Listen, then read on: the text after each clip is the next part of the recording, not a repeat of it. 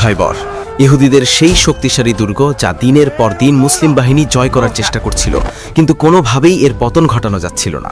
দুর্গের ভেতরে ইহুদিরা ছিল সুরক্ষিত। দেয়াল শক্ত, ভয়ের কিছু নেই। পাহারা ঠিক রাখো। দুর্গ আমাদের রক্ষা করছে। আর বাইরে মুসলিমরা চিন্তিত। অবশেষে সেই ঐতিহাসিক রাতে রসুলে করিম সাল্লাল্লাহু আলাইহি ওয়াসাল্লাম ঘোষণা দিলেন, আগামীকাল আমি যুদ্ধের ঝান্ডা কেমন এক ব্যক্তির হাতে তুলে দেব যাকে আল্লাহ ও তার রসুল ভালোবাসে। সারা রাত সাহাবীদের চোখে ঘুম নেই, কে সেই ভাগ্যবান বীর? সকাল হলো, সবার হৃৎস্পন্দন মাইয়ে দিয়ে নবীজি ডাকলেন, আলী কোথায়? হযরত আলী রাদিয়াল্লাহু আনহু এলেন, কিন্তু তার চোখ তখন প্রচণ্ড অসুস্থ। নবীজি তার পবিত্র মুখের লালা মোবারক আলীর চোখে লাগিয়ে দিলেন। চোখের পলকেই আলী সুস্থ হয়ে গেলেন। হাতে তুলে নিলেন যুদ্ধের ঝান্ডা। রণক্ষেত্রে তখন এক অন্য আলীকে দেখা গেল। আমি মারহাব, খাইবারের অজয় রক্ষক।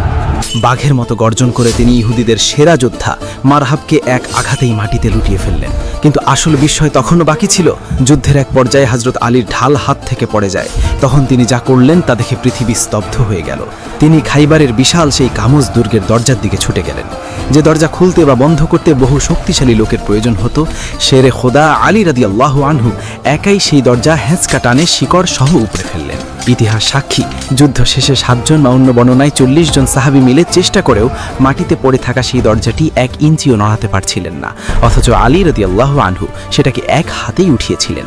সাহাবীরা জিজ্ঞেস করলেন, হে আলী, এত শক্তি আপনি কোথায় পেলেন? শেরে খোদা উত্তর দিলেন, এটা আমার দেহের শক্তি ছিল না, এটা ছিল আমার ঈমান আর নবীজির ভালোবাসার তাকত। কমেন্টে লিখুন আল্লাহু আকবার।